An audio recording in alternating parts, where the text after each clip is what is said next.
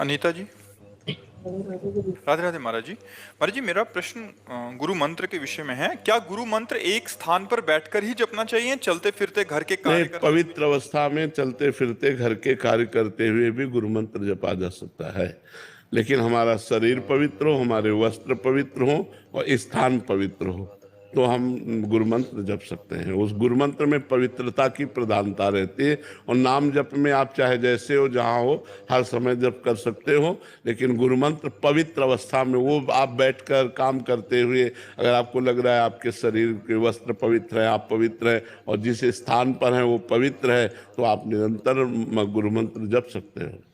जूते ये चमड़े के अलावा कोई और हो? हाँ, जूते जैसे आप बाथरूम और शौचालय नहीं गए तो मंत्र जप सकते हैं। जैसे हम लकड़ी की पादुका पहनते हैं, तो अगर हम लघुशंका जाएंगे तो पादुका उतार देंगे और लघुशंका जाके पैर धो के फिर पादुका पहनेंगे।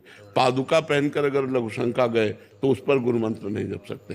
तो ऐसे ही जैसे प्लास्टिक के जूते हैं या अन्य हैं, वो केवल चमड़े के नहीं होने चाहिए, और आपने उनमें लघुशंका या शौच आदि नहीं हुई तो आप वो पहन करके जप सकते हैं। गुड्डे, पर जब बाथरूम से सब बाहर आते हैं, घर में घूमते हैं, तो फिर क्या करें? नहीं, चूंकि पवित्र होके आए हैं ना, बाथरूम से निकलेंगे तो पवित्र हो गए। क्या है गुड्डे, बाकी के लोग घर में? नहीं, अपने को, हमें बाकी से मतलब नहीं है, हमको अपनी पवित्रता से मतलब है। अब जैसे इतने लोगों में कौन कैसे पवित्रता का निर्वाह करता है, हमसे मतलब नहीं है, हमको अपनी पवित्रता से मतलब है। अगर हम पवित्र हैं, सब हमें छू रहे हैं, तो कोई हमें परेशानी नहीं है। हम अपने को देखना है, सब में भगवान को देखना है। सब में अगर हम देखेंगे कि ये पवित्र है कि नहीं पवित्र है, तो वो दोष आ जाएगा। सब में भगवान है, हमको पवित्र भाव से रहना है, दूसरा अपवित्र ये नहीं देखना है। सब में भगवान है, हमें ये देखना है। और देखो, पवित्रता के विषय में हम तुम्हें सही बात बताएं, ये केवल मन को समझाने के लिए है। यही मूत्राशय और मलाशय यही तो है ना, ऊपर से चमड़ी ढकी हुई है, बस यही सब भरा हुआ है। तो हमें लगता है कि ज्यादा भगवान की तरफ ध्यान दे, क्योंकि ये शरीर कभी पवित्र हो ही नहीं सकता।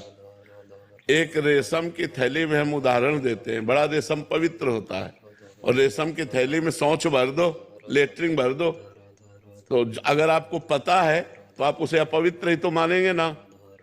तो यहाँ थैली में मलाई भरा है, नहीं भरा है, मतलब सबके भरा है कि नहीं। अब ऊपर से पानी डाल के नहा लिया, हम बोले पवित्र हो गए, और अंदर क्या थैली में भरा है? मल। तो वास्तविक पवित्रता है भगवान का स्मरण, भगवान का चिंतन।